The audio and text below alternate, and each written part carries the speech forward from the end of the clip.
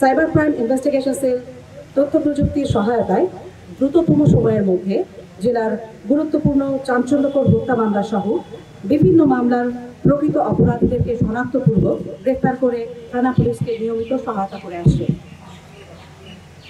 যারা বিভিন্ন সময়ে বিদেশে যাওয়ার জন্য অনলাইনে ভিসা জালিয়াতি চক্র, বিকাশ প্রতারক চক্র, অনলাইনে কেনাকাটা সংক্রান্ত প্রতারক চক্র সহ অনলাইন বিভিন্ন ধরনের প্রতারণার মাধ্যমে আর্থিকভাবে ক্ষতিগ্রস্ত হয়ে থাকেন, তাদেরকে আইনি সহায়তা প্রদানের জন্য সংশ্লিষ্ট থানায় নিয়মিত মামলা রুজু করে প্রতারকদের তথ্য প্রযুক্তির সহায়তায় গ্রেফতার করে ভুক্তভোগীদের আইনি সেবা প্রদান করা হয়। এরই ধারাবাহিকতায় ফেব্রুয়ারি ও মার্চ 2025 এই সময়ের মধ্যে সর্বমোট 6,07,000 টাকা জেলার সাইবার ক্রাইম ইনভেস্টিগেশন সেল উদ্ধার করে প্রকৃত মালিকের কাছে ফেরত প্রদান করে।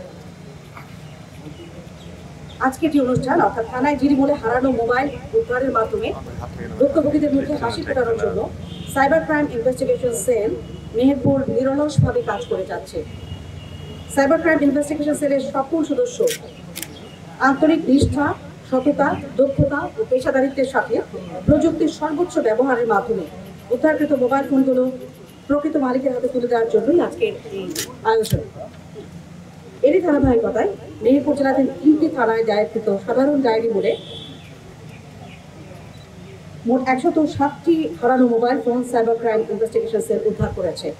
তার মধ্যে মেহেরপুর সদর থানায় রয়েছে 61টি মোবাইল, গাংনী থানার রয়েছে 16টি মোবাইল এবং মুজিবনগর থানার 30টি মোবাইল।